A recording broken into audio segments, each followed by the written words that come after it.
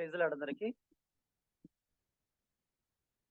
గడిచిన కాలంలో మనం అంటే కొంచెం డిలే అయింది. అంటే నేను తీసుకున్నటువంటి ఫస్టు ప్రభు ఇచ్చిన భాగాన్ని అంటే నేర్చుకోవటానికి తద్వారా మనకు కొంచెం టైం అయింది. సో, అదే కొంచెం మనం కంటిన్యూ చేసుకుంటూ వస్తాం ఈరోజు. అది వచ్చేసి నమ్ అపోస్తుల కార్యములు మూడో అధ్యాయం నార్మల్‌గా 1-9 వచనాలు మనం చదువుకోవాలి. కానీ మనము ఒక 8 వచనం చదువుకుందాం. 8-9. 8 నేను చదువుతాను. 9 మీరు చదవండి. 9, 10 మీరు చదవండి. సరేనా? యాహ్! యాక్ట్స్ 3, 8-10. వాడు దిగ్గున లేచి, నిలిచి నడిచెను. నడుచుచు, గంతులు వేయుచు, దేవుని స్తుతించుచు, వారితో కూడా దేవాలయంలోనికి వెళ్ళాను.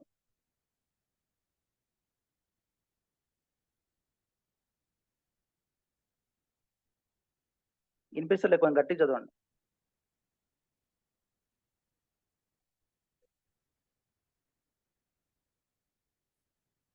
10 కూడా చదవండి. మీరే చదవండి. ప్రారంభము దేవాలయం ద్వారం వద్ద వృక్షము కొరకు వాడు వీడే అని గుర్తెరిగి మనకు జరిగిన దాన్ని చూసి ప్రైజ్ లార్డ్. ఇప్పుడు నేను ఈ ఈ మంత్ వాక్యం చూసినారా మీరు? అంటే బైబిల్ వాక్యం ఉంటది కదా! ఈ మంత్ అని చూసారా? అంటే నేను జెస్సీ బ్రదర్‌గా అడగట్లేదు question. Just I am introduce. ఎందుకంటే దానికి మనకు కొంచెం కనెక్ట్ అయిద్దనమాట ఇప్పుడు అందుకోసమని. So, last time brother message చెప్పినప్పుడు 18 సంవత్సరాలటువంటి ఒక వంగిపోయినటువంటి స్త్రీ గురించి మనం చదువుకున్నాం. అంటే ఇక్కడ 18 సంవత్సరాల కంటే ఈ వయస్సు ఇక్కడ ఏదైతే స్వస్థత చేయబడిందో, ఈ యొక్క అపోస్తల కార్యంలో ఫస్ట్ స్టార్టింగ్ స్వస్థత దేవుడు పరలోకానికి ఆరోహణమైన తర్వాత, ఆ తర్వాత శిష్యులందరూ కూడి వచ్చి తద్వారా వారు అంతా ఆత్మీయంగా బలవంతులైన తర్వాత ఇదొక ఫస్ట్ సన్నివేశం జరిగించిన కార్యం పేతురు ద్వారా పేతురు యోహాను ద్వారా. సో, ఈ వచనంలో ఇదే వాక్యంలో మనం లాస్ట్ చూసినట్టయితే లాస్ట్ కంటే 22వ వచనం చూసినట్టయితే ఈ సూచక క్రియ స్వస్థపరచుట అనే ఈ సూచక క్రియ ఎవని విషయంలో చేయబడినో వాడు 40 ఏండ్ల కంటే ఎక్కువ వయసు గలవాడు. ఇప్పుడు బ్రదర్ చెప్పినప్పుడు 18 సంవత్సరాల ఆ యొక్క స్త్రీ ఎన్ని కోల్పోయిందో మనం చూస్తూ వచ్చినాం. లాస్ట్ మెసేజ్‌లో మనం. 40 నుంచి ఎక్కువ వయసు అంటే మేబీ 18 ఇంటూ 3 టైమ్స్ డివైడ్ చేస్తే మనం మేబీ ఆ వయసులో ఉండొచ్చు ఇతని వయసు కూడా. అంటే ఒక దగ్గర దగ్గర 40-50 సంవత్సరాల మధ్యలో ఉన్నటువంటి ఒక వ్యక్తి పుట్టుకతో కుంటివాడైనటువంటి వ్యక్తి మరి ఎంతగా తను కోల్పోయినాడో తన జీవితంలో, తద్వారా తను యేసుక్రీస్తు వారి ద్వారా అంటే రక్షించబడిన తర్వాత, లేపబడిన తర్వాత తను ఏ విధంగా ఉన్నాడు? ఒకసారి మనం ఆ 11వ వచనం చూస్తే, వారు పేతురును, యోహానును పట్టుకొని ఉండగా అని కనిపిస్తుంటుంది. ఇంకో వచనం మనం అట్లే ముందుకు చూసినట్టయితే 14వ వచనం చూసినట్టయితే, వారు యేసుతో కూడా ఉండిన వారిని గుర్తెరిగిరి. స్వస్థత పొందిన ఆ మనుషుడు వారితో కూడా నిలిచి ఉండుట చూసి ఏమీయు ఎదురు చెప్పలేకపోయారు. గమనిస్తే ఏంటంటే రక్షించబడిన తర్వాత ఆ యొక్క వ్యక్తి ప్రభు బిడ్డలతో ఉండి తర్వాత ప్రభు బిడ్డలతో కూడా నడుస్తూ ఉన్నాడనమాట. ఆ విధంగా మనం అర్థం చేసుకోవాలి. అదే విధంగా మన జీవితంలో కూడా అంటే మనం ఇక్కడ 18 సంవత్సరాలు, 40 సంవత్సరాల నుంచి చెప్పబడుతుంటుంది. అంటే మనం కూడా బ్రదర్ వాక్యం చెప్పిన ప్రకారం మన ఏజ్‌ని చూసుకుంటే మనకు తెలిసి మన వయసులో మనం రక్షించబడక ముందు నుంచి మనం చాలా యొక్క అంటే పాపంలో అంటే ప్రభువుని ఎరగక ఆ స్థితిలో మనం ఉండవచ్చునాం. కీర్తనలు 103 ఈ యొక్క వచనం 5వ వచనం అనుకుంటా అది. చూసినట్టయితే నీ తల్లి గర్భం నుంచే నీ పాపిగా ఉండవని చెప్తుంది. ఒకసారి చదవండి ఆ వచనం.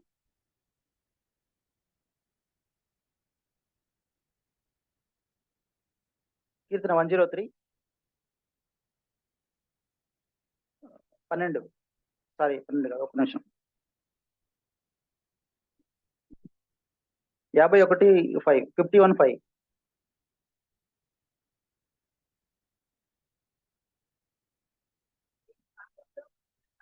ఆ! హ్మ్. పాపంలో మనం పుట్టినామనమాట.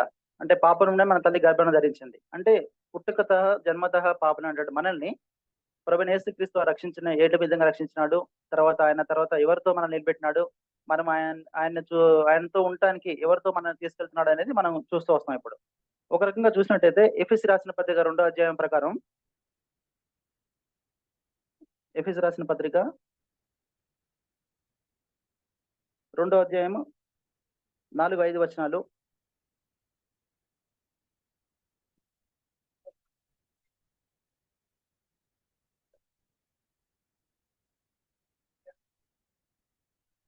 ఒకటో వచనం కూడా చదవండి బ్రదర్.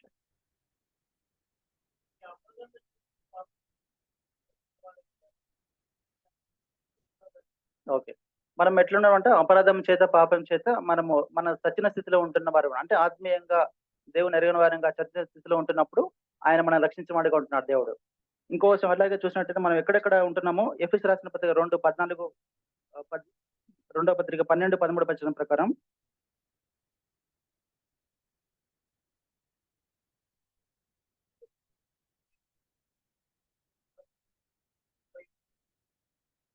దేవుడు లేని వారే ఉంటుంది. ఒకసారి చదవండి కదా. ఒక నిమిషం. ఆ కాలమందు ఇశ్రాయేలుతో సౌర పౌరులు కాక దేవుని లేని వారమైన మాట. అంటే మనం ఏ స్థితిలో ఉన్నాం, దేవుని లేనివారు అనేటువంటి స్థితిలో మనం ఉంటూ వచ్చినాం అనమాట. అదేవిధంగా ఇంకోటి చూసినట్టయితే కొలసీలు రాసిన పత్రిక 13, 14 ప్రకారం,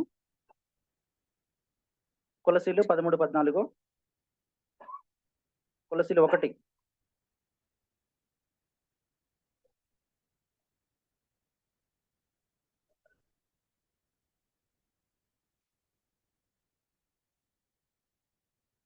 సరే బ్రదర్.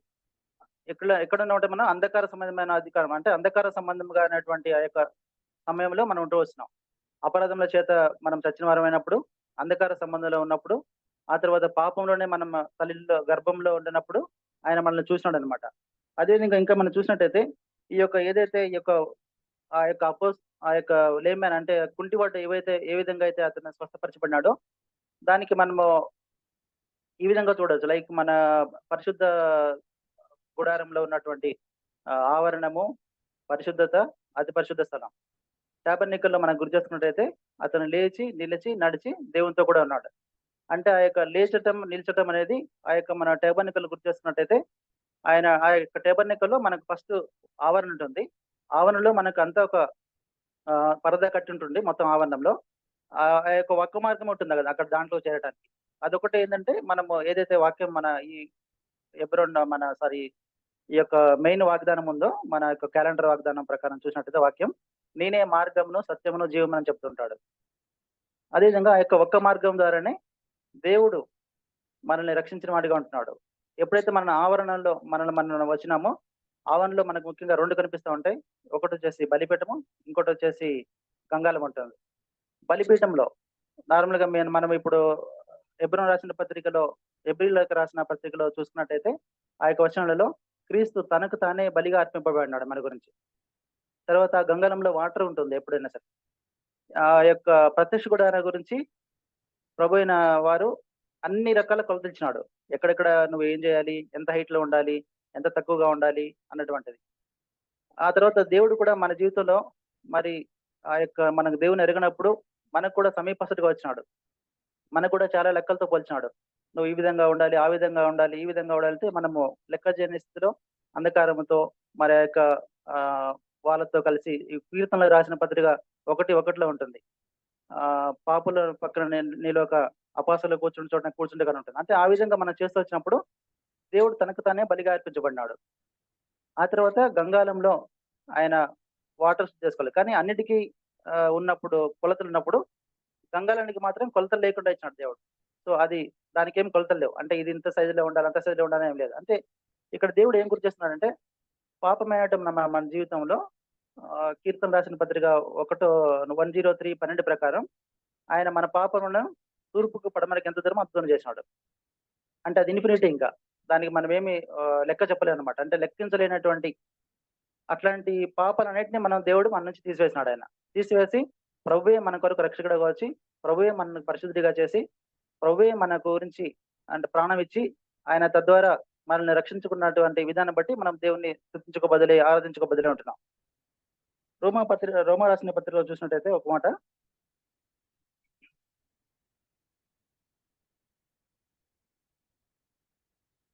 4:25.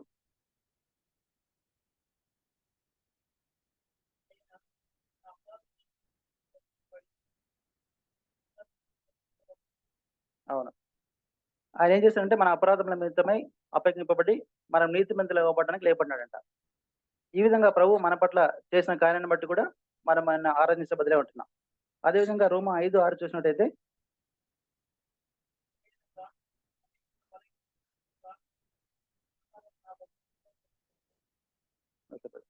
మనం ఇంకా బలహీనులమైనమన్నమాట. అంటే మన జీవితంలో అపరాధములతో, పాపులతో సహవాసముతో, లేదంటే అంధకారమైనటువంటి జీవితంలో, లేదంటే దేవుని ఎరగని ప్రజలైనటువంటి జీవితంలో ఉన్నట్టయితే, అదే అపోస్తలుల కార్యం మనము 17 అధ్యాయంలో చూసినట్టయితే ఏథెన్స్ పట్టణానికి అపోస్తలుడైన పౌలు వెళ్ళినప్పుడు వాళ్ళు అక్కడ చెప్తా ఉంటాడాయన.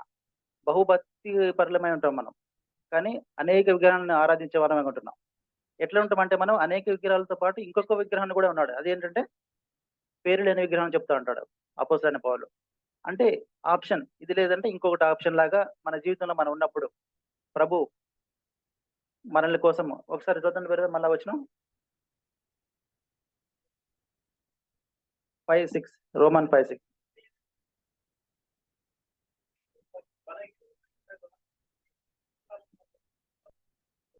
ఓకే. ఇంకోటి 8వ వచనం కూడా.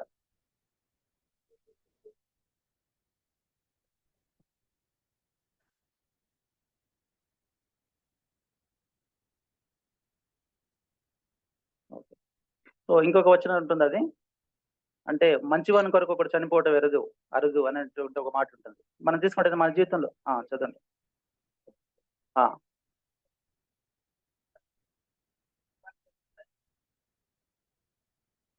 ఓకే. సో మంచివాని కొరకు చనిపోవటం అరుదు అనే చూపిస్తున్నా కానీ చనిపోయింది ఎక్కట్లేదు. కానీ మనం మన జీవితంలో పాపంలో పుట్టుకతోనే పాపులైనటువంటి మన జీవితంలో అపరాధంతో శరీరానుసరకైన కార్యాలతో లేదా అంధకార సంబంధమైన వాటితో లేదా విగ్రహారాధికమైనటువంటి జీవితంతో మనం ఉన్నప్పుడు మన కోసం సైతం అంటే మనం మంచివారం కాదు, మంచివారిగా ఒకటి కనుక్కోవటం అరుదని చెప్తున్నాడు. ఒక ఎగ్జాంపుల్ మనము అబ్షలోము జీవితాన్ని గురించి చూసినట్టయితే తను ఎంత దుర్మార్గ పని చేసినాడో మనకు తెలుస్తుంటది. అట్లాంటి వాడి కోసం కూడా మన దావీదు ఏం చెప్తున్నాడు ఒక మాట అక్కడ 2 సమూయేలు 18:33.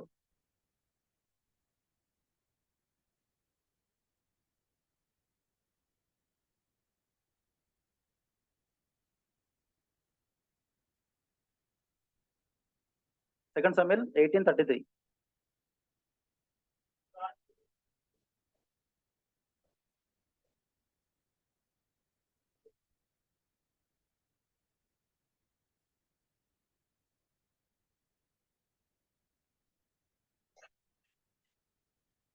ఓకే. Okay brother. సో ఇక్కడ ఏమంటే నీకు బదులుగా నేను చనిపోతే ఎంత బాగుంటుంది. అంటే ఇది ఏమర్థం చెప్తుందంటే ఇంకా చావలేదు ఆయన. కానీ చనిపోతే ఎట్లా ఉంటుంది? ఎంత బాగుంటుంది? నీకోసం నేను చనిపోతే మంచిగుండు కానీ చనిపోలేదు ఆయన. అంటే మనుషులు అయినా సరే, మన ఫ్రెండ్స్ అయినా సరే, మన స్నేహితులైనా సరే, వాళ్ళు మన కోసం చనిపోతే బాగుంటుంది. నీకోసం నేను అది చేస్తాను, ఇది చేస్తాను. లేదంటే నీకోసం నేను ప్రాణం ఇస్తాను అని చెప్పేటోళ్ళు ఉంటారు కానీ ఈ లోకంలో. ప్రభువైన యేసుక్రీస్తు వారిలాగా మనం పాపులమైనప్పటికి కూడా మన కోసము రక్తము చిందించినటువంటి దేవుడు కానీ, మన కోసము మరి ఆ యొక్క బలి అయ్యి మన కొరకు, మన పాపముల కొరకు బలి అయినటువంటి దేవుడు కానీ ఈ లోకంలో ఎవరు లేరు. నేను కూడా రక్షణలోకి వచ్చిన కొత్తలో ఒక విషయం ద్వారా నేను ప్రభువుని ఆదరించబడినాను. నేను పాలిటెక్నిక్ చేసే సమయంలో ఎవాంజలికల్ యూనియన్ ద్వారా. సో వాళ్ళేంటంటే కంపారిజన్. నీకు ఈ గాడ్ ఎందుకు ఇంపార్టెంట్ అని నేను క్వెషన్ అడిగిన ఒక బ్రదర్‌ని. అడిగినప్పుడు ఆయన చెప్పినాడు. బ్రదర్ నువ్వు ఒక ఒక ఒకతన్ని తీసుకో ఎవరినైనా సరే. అతను ఇతన్ని కంపేర్ చేయి. అక్కడ ఆయుధం వాడతాడు. ఇక్కడ ఆయుధం వాడింది లేదు. అక్కడ ఇద్దరు ముగ్గురు ఉంటారు. ఇక్కడ అసలేం లేదు. అంటే తను నీతిగా లేడు. ఇక్కడ నీతిమంతుడే అంటాడు. ఈ విధంగా కంపారిజన్ చేసినప్పుడు అన్నమాట నేను ప్రభుని గురించి తెలుసుకోవడం జరిగింది. అంటే ఏంటంటే ప్రభులో ఉన్నటువంటి గొప్పతనం, ప్రభులో ఉన్నటువంటి ప్రేమ, ప్రభులో ఉన్నటువంటి విశ్వసనీయత మరి ఎక్కడ కూడా మనకు దొరకదు. అందుకోసం ఏం చెప్తున్నామంటే ఇక్కడ మంచివారి కొరకు ఒకరు చనిపోతారు. కానీ పాపి కొరకు మరి అపరాధముల చేత, పాపం చేత పుట్టుకతోనే జీవితాన్ని స్టార్ట్ చేసినటువంటి మన కొరకు ఆ యొక్క నీతిమంతుడైన ప్రభు పరలోకాన్ని వదిలి ప్రభువైన యేసుక్రీస్తు వారు తన యొక్క కుడి పార్శ్వన వదిలి పరిశుద్ధులతో పరిశుద్ధుడని నిత్యం పొగడబడే దేవుడు అదంతా వదిలిపెట్టుకొని నరరూపిగా మనిషి రూపిగా ఆయన వచ్చాడు. ఎఫెసీయులకు రాసిన పత్రిక చూడండి, మనిషి రూపి అయి వచ్చినట్టు అని ఉంటుంది చూడండి బ్రదర్ ఒకటి.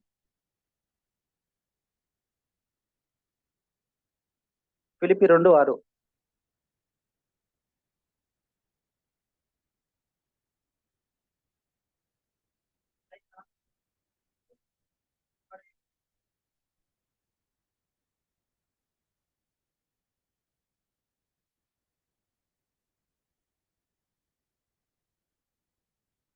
చాలు బ్రదర్.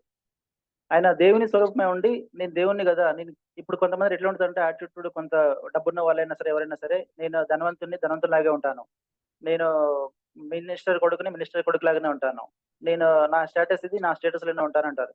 కానీ ప్రభు అయిన వారు దేవుని స్వరూపము విడిచిపెట్టి దేవునితో సమానంగా ఉండుట, అది మన కోసం మన పాపాల కోసం తీసుకువేసుకొని తను భూమి మీద మనుషుని వలె మనుష్య రూపిగా ఆయన వచ్చినట్టుగా కనిపిస్తుంటది.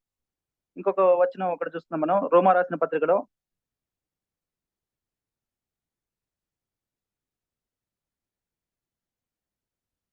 ఎబ్రీ రాసిన పత్రిక 4:15. ఎబ్రూస్ 4:15.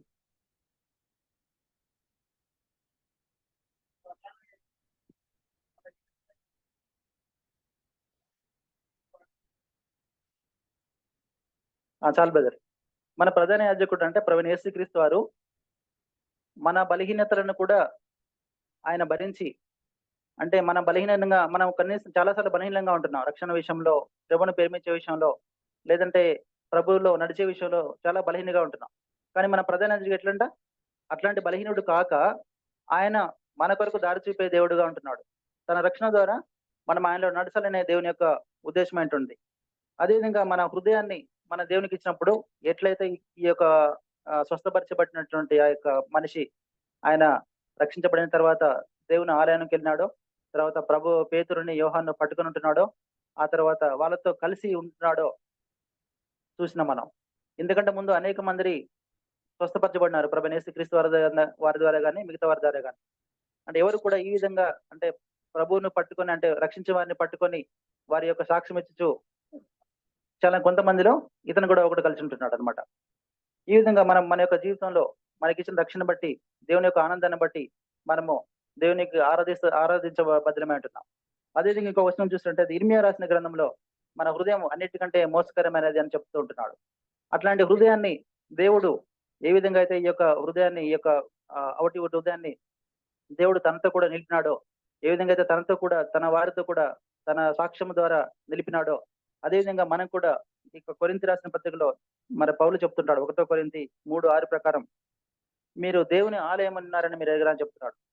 అంటే ప్రభు ఎక్కడి నుంచి మనం ఎక్కడ తీసుకొచ్చినాడు, పాపనమైనటువంటి పుట్టుకతోటి మరి ఈ విధంగా పాపంలో ఉన్నటువంటి మనల్ని అపరాధంతో అంధకార సంబంధమైన క్రియల చేత నానా విధములైనటువంటి విగ్రహాల ద్వారా ఆప్షన్స్ ఎంచుకొని ప్రేమించబడుతూ వస్తున్నటువంటి మనల్ని ప్రభువైన యేసుక్రీస్తు వారు తన యొక్క కృప ద్వారా, తన యొక్క బలం ద్వారా, తన యొక్క బలిపీఠంలో తనకు తానే వ్యక్తిగా చేసుకొని తనకు తానే మన కొరకు శిలువ రక్తం చిందించి ఆ యొక్క రక్తం ద్వారా మన పాపాలన్నీ పడమటకు తూర్పుకి ఎంత దూరమో అంత దూరము మన పాపాలన్నీ తీసివేసినటువంటి దేవుణ్ణి మనం ఈరోజు స్తుతించుకోబద్దులు ఉంటాం.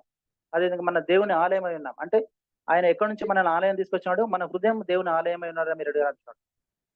పేతురు అపొస్తలుడైన పౌలు ఈ యొక్క కొరింథీ రాసిన పత్రికలో 2-3 సార్లు ఈ మాట చెప్తూ ఉంటాడు, 4-5 సార్లు ఈ వచనంలో చెప్తుంటాడు. కొన్ని అధ్యాయాల్లో గమనిస్తుంటున్నాం మనం. మీరు దేవుని ఆలయం ఉన్నారని మీరు ఎరగడానికి చెప్తూ ఉంటున్నాడు. సో ఇట్లాంటి మనము ఈ రోజుల్లో మనం ఎక్కడున్నామో మనం గమనించుకోవాల్సిన ఉంటున్నాం. ఈ రోజుల్లో యూట్యూబ్ లో ఒక ట్రెండ్ చూస్తున్నాం మనం. నేను లైవ్ చూసిన యూట్యూబ్ లో అది ఒక బ్రదర్ ఒక అతన్ని పిలిచి స్వస్థపరుస్తున్నాడు. కానీ నువ్వు దేవుని నామంలో లేవంటే ఆ బ్రదర్ లేవట్లేదు. కానీ ఆ పక్కన ఉన్న వాళ్ళ వాలంటీర్స్ కానీ వాళ్ళు ఎవరు కానీ ఆ పిల్లోని ఆ వీల్ చైర్ నుంచి లేపుతున్నారు. వాళ్ళు ఆ నలుగురు వీల్ చైర్ నుంచి లేపుతున్నారు. సో ఈ రోజు మన స్థితి ఎట్లుంది? ఒకప్పుడు మన స్థితి ఆ విధంగా ఉండేది. వీల్ చైర్ నుంచి లేపబడుతున్నామా? అదర్వైజ్ మనము ప్రభువుని నమ్ముకొని ప్రభు ద్వారా మనం రక్షించబడుతున్నామని చూసుకోవాలి. ఆ విధంగా మనం కూడా మనకు నలుగురు ఎవరు కావాలంటే 2 కొరింథీ రాసిన పత్రిక 1:42 అనుకుంటా. అపోస్తల బోధ ఎందును, సహవాసం అందును, రొట్టె విరుచుటను, ఎడతెగా ప్రార్థించడం సెలవిస్తున్నాడు దేవుడు. ఆ నలుగురిని పట్టుకొని మనం ఉండటానికి, తన ఆత్మీయతలో నడచటానికి దేవుడు మనకిచ్చినటువంటి ఈ యొక్క సమయాన్ని బట్టి మనం దేవునికి వందనస్తులమై ఉంటున్నాం. దేవుని ఆరాధించబద్దలై ఉంటున్నాం. ఈ చిన్న తలంపులతో మనం దేవుని స్తుతించుకొని ఆరాధించుకున్నాం. And worship the Lord. We were like this crippled man at the gate. He couldn't enter the gate. We were also lost in our sin. We didn't even know what was good for us. Our case was even worse than this man crippled from birth. We were headed for eternal destruction. Yet the Lord had mercy on us. He came to us, He touched us, He saved us. And now Hebrews says we can enter God's presence with confidence. Let us take this time to worship the God who loved us while we were still powerless, while we were still enemies, the Bible says, and while we were rebellious. Let us take this time. And those who want to worship online, show your hand so that, Lord, we were like that lame man, crippled, unable to come near you because of the heavy burden of sin that was upon us. But you came into our lives while we were still dead in our sin. You touched our lives. You did not treat us as our sins deserve, but you were merciful, you were gracious, you were patient. You waited for us. Some of us took a long time to come to you. I took a long time. We praise you, we worship you, Lord, that you waited. And you gave us so much of dignity and respect. You didn't look down upon us. We deserved your wrath, but instead, you showered us with your love. What kindness, Lord. What a love. What a favor shown to sinful people like us. We praise you, we worship you, Lord. And may we live a life that is a worship unto you. Thank you, Lord. In Lord Jesus' most precious name we pray.